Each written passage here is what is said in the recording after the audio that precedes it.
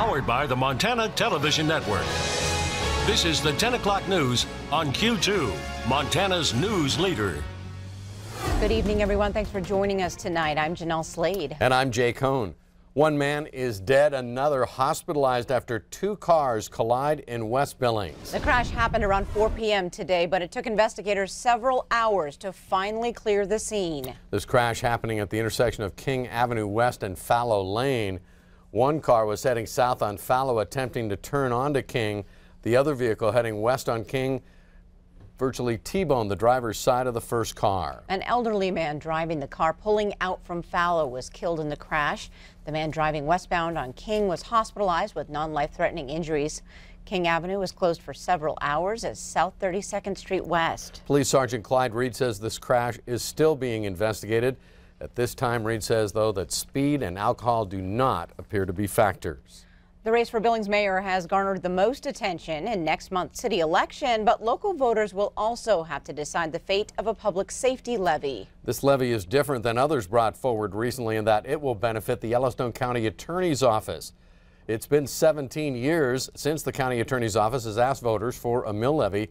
Since then, the population of Yellowstone County has grown by as much as 30,000 people. The County Attorney's Office faces a big increase in the number of child abuse and neglect cases, as well as cases involving methamphetamine. County Attorney Scott Twido says since 2010, the number of child abuse and neglect cases have quadrupled. He said if the levy fails, authorities will have to face some very difficult decisions. Well, then I have a serious conversation with the state, and there's delay. And there's cutbacks, and we might miss a kid that needs to be removed from a terrible situation. We might, maybe in conjunction with the Department of Public Health and Human Services, second guess a decision to remove a kid, and it could have dire consequences, and we don't want that to happen. We want to do the best for those kids because they're kids, and that's, you know, if government can't protect kids, I think we've failed. Twido says this levy will not expand services, but rather the dollars will be used to maintain current services in this growing county. And he says this ballot measure goes hand in hand with the one that voters recently passed that approved 2 more district judges. As for its impact on taxpayers, this public safety levy will cost the owner of a $100,000 home $10.80 a year. In other news tonight, President Trump signed an executive order today, which he says is the first step in repealing Obamacare. The order allows small businesses to buy cheap health insurance plans across state lines. Mola Lenghi has more details from the White House. This will be great health care. President Trump signed an executive order he says will increase competition in the health insurance industry. This would open up additional options for employers to purchase the health plans their workers want. The president's order expands the ability for some employers to buy cheaper coverage across state lines, which the president believes will lead to lower premiums. Insurance companies will be fighting to get every single person signed up. The president says he was forced to sign the executive order because Congress couldn't agree on a plan to repeal and replace Obamacare. Kentucky Senator Rand Paul is one of the Republicans who voted against previous plans. He says he supports this one because it lowers premiums without adding to the deficit. This reform, if it works and goes as planned, will allow millions of people to get insurance across state lines at an inexpensive price. Critics say because the cheaper insurance plans don't have to adhere to Obamacare rules, such as minimum benefit standards, they lure in younger, healthier customers from the insurance market, leaving older and sicker customers to pay more. It is a sabotage of the Affordable Care Act. It will take several months for the Trump administration to work out the details and implement the president's order. Mola Lenghi, CBS News, the White House. Reaction among Montana Democrats not favorable to the president's order. Montana Governor Steve Bullock calls it, quote, a reckless stroke of a pen that undermines the insurance marketplace. And Montana Senior Senator John Tester calls it deliberate sabotage that will spike insurance costs that are already too high. Another member of the president's cabinet finds himself under scrutiny for his travel habits. Former Montana Congressman, now Interior Secretary Ryan Zinke, under investigation for trips he took on the taxpayer's dime. Trips that some believe may have broken the law. Renee Marsh reports. Ethics hawks are zeroing in on Interior Secretary Ryan Zinke's travel and whether he violated a federal law intended to insulate federal employees from political influence. It's great to be here. One trip to Las Vegas caught the attention of the Office of Special Counsel.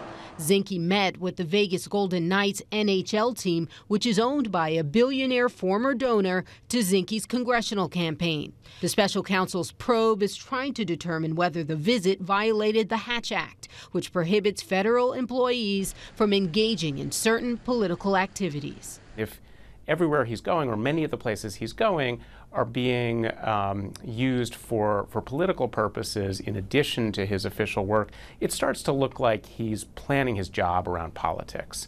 And that's not what you want your cabinet secretaries to be doing. But CNN has learned there are more trips that are raising questions. March 30th, just weeks after being sworn in, Zinke flew to U.S. Virgin Islands.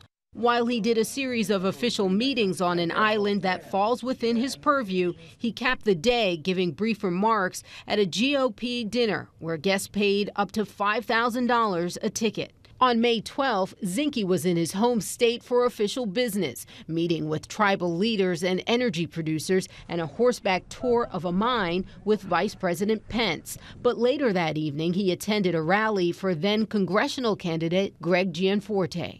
We don't yet know who paid for each of these trips and how much, and we don't yet know exactly what he said and whether he was in his official capacity. So we can't say there was a legal problem, but there certainly could be one. It's not just political activities that are raising concerns. Some are questioning whether official business was scheduled in a way that would allow him to visit his home regularly. Of 6 trips Zinke made to his home state using taxpayer dollars, his schedule allowed him to travel to his house in Montana at least 3 times. An Interior official said any suggestion there's anything wrong with that is ridiculous, noting the state has many Department of Interior lands, offices, and assets. Officials in the Interior Department say its ethics office signed off on all of this. But that's not convincing some lawmakers on Capitol Hill or ethics watchdogs. Now, according to records over a 7-year period, just over $971,000 were spent by the 2 Interior Secretaries in the Obama administration. 10 days after an early winter storm buried parts of the Montana High Line in 2 feet of snow, power has finally been restored to nearly all of the 9,500 customers affected. Northwestern General Manager of Operations Jason Merkel says the total repair cost of those impacted is expected to surpass $2 million. Now, the area hit hardest by the storm stretches east of Havre for about 90 miles to the Malta area. Merkel says more than 100 Northwestern employees were involved in this recovery effort. He said it involved replacing or repairing up to 2,000 power poles. Turning to weather, it was a pretty dry week for us, Bob. So how is our weekly drought monitor looking this Thursday? I wanted to go back about a month ago because we've had a lot of rain, and you saw a lot of snow. And so what effect has that had? Well, let me show you. We go back to the middle part of September, and you'll notice all of Montana is in the drought, 100% at least abnormally dry or even worse. And other places like the exceptional drought, that's up in the northeast corner of the state, that's at 26% of the state is in exceptional drought on September 14th. Now, we got a couple of days where we have some rain, we had the heavy snow, and look what has happened. It has shrunk that exceptional drought to only 5%. And look at that, down in south central Montana where we're at, there's no drought at all. It's actually shrunk the rest of the abnormally dry stuff to 90% across the state. So it actually does show some improvement. And our forecast is actually going to talk about more rain and possibly snow. We'll have that in a few more minutes. All right, thanks, Bob. Flags here in Montana will fly at half-staff tomorrow to honor late Montana First Lady Ann Stevens. The wife of former Governor Stan Stevens passed away Sunday of cancer at the age of 90.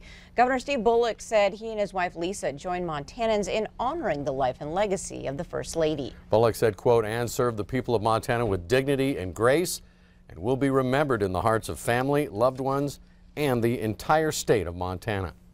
Still to come on tonight's 10 o'clock news, a new milk may provide relief for those suffering from lactose intolerance. But some in the dairy industry are not so sure. Plus, every dog has its day, and for these pups, their day included some medals and maybe a belly rub. And later in sports, Scott shows us if Skyview's football guys make it 3 straight wins tonight against Helena. You're watching MTN News with Jay Cohn and Jeanelle Slade. Storm Tracker weather with Bob McGuire. And sports with Scott Green. This is the 10 o'clock news on Q2, Montana's news leader.